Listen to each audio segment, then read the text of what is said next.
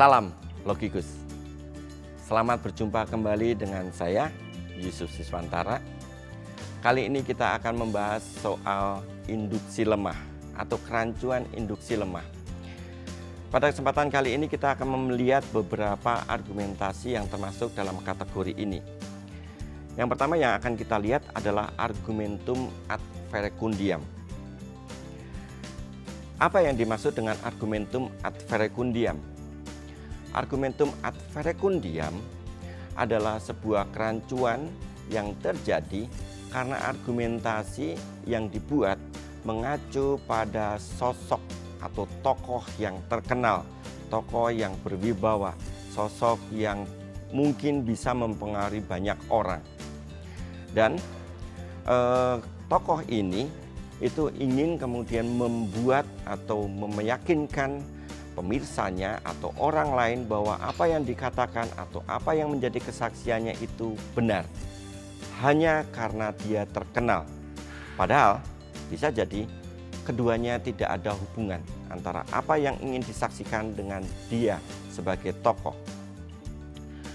Untuk lebih jelasnya mari kita lihat contoh-contoh berikut. Contoh yang pertama, ada sebuah ungkapan atau penjelasan seperti ini. Mari kita ikuti. Obat sakit kepala ini, obat tertentu, ambil kata kita X begitu, sudah menjadi andalan dari seorang tokoh atau seorang atlet terkenal. Bahkan selama bertahun-tahun, atlet ini kalau sakit kepala akan menggunakan obat ini. Maka Anda, apakah tidak akan mengikuti dia yang menggunakan obat itu? Mari kita lihat contoh yang kedua. Dalam sebuah iklan sampo, Anda silakan membayangkan mencoba mencari iklan sampo itu iklan apa saja. Dan saya tidak perlu mengatakan, dalam iklan itu pasti ada tokoh terkenal, seorang wanita atau seorang pria yang menjadi public figure. Saya akan mengatakan sampo X. Sampo X dibintangi oleh Agnes Monica atau sekarang sedikit merubah namanya menjadi Agnes Mo. Agnes Mo ini menggunakan sampo, dikatakan demikian, dan kemudian diminta oleh pembuat iklan, apakah Anda pemirsa tidak akan menggunakan sampo ini? Padahal Agnes sendiri itu memakainya.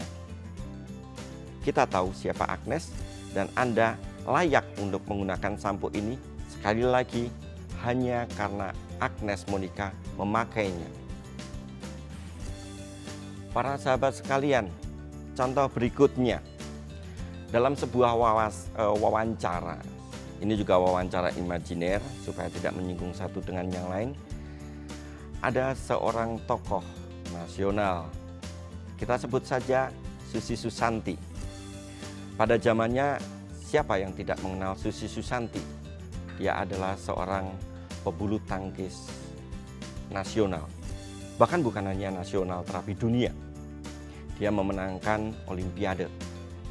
Dalam sebuah pernyataannya, Susi Susanti menyatakan bahwa rumah sakit X bagus, pelayanannya prima.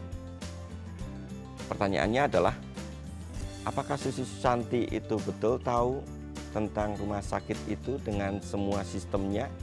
Apakah dia cukup layak untuk membuat satu penilaian? Dia seorang pembulu tangkis.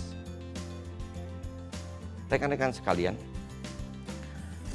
apa hubungannya di antara beberapa bagian tadi, mulai dari contoh pertama sampai contoh terakhir? Dua hal antara apa yang dikatakan dengan apa yang disampaikan, maaf, saya ulang lagi, antara apa yang disampaikan dan apa yang dikatakan dengan sosok yang terkenal itu relatif tidak ada hubungannya. Tetapi karena ketokohan dan keterkenalannya, maka pemirsa atau audiens atau orang yang mendengarnya digiring untuk mempercayai, untuk mengambil satu kesimpulan bahwa apa yang dinyatakan dan ingin diyakinkan itu memang benar-benar valid atau memang layak untuk dipercaya. Dalam kehidupan sehari-hari, kita akan melihat sedikit lebih luas. Fenomena kerancuan ini saya agak curiga digunakan juga, misalkan dalam konteks pemilu. Silakan Anda semua melihat, kemudian mencoba mengingat kembali, atau kemudian Anda survei berapa banyak artis yang sekarang tidak menjadi artis lagi, tetapi menjadi politikus. Pertanyaannya adalah, apakah dia itu layak menjadi seorang politikus dan ahli dalam bidangnya, atau dia sebenarnya memang cukup menjadi artis saja? Dalam konteks ini dua hal itu tidak ada hubungannya, tetapi coba dihubungkan terkhusus hanya karena keterkenalannya. Kepada para calon pemilih dikatakan, pilihlah saya karena saya seorang artis terkenal, bukan karena saya ahli dalam bidangnya. Masyarakat diminta untuk memilih seorang tokoh hanya karena keterkenalan, bukan karena keahliannya, tentu dalam bidang yang masing-masing. Baiklah para sobat sekalian, yang tadi sudah saya katakan itu menjadi beberapa contoh untuk menjelaskan satu jenis kerancuan, argumentum ad verecundiam. Tentunya untuk memperdalam, Anda bisa mencari contoh-contoh yang lain yang serupa dengan yang saya jelaskan tadi. Dan jangan lupa untuk menyaksikan lagi video-video selanjutnya yang kurang lebih akan berbicara soal induksi lemah atau kerancuan induksi lemah, tetapi dalam jenis yang berbeda. Sampai jumpa.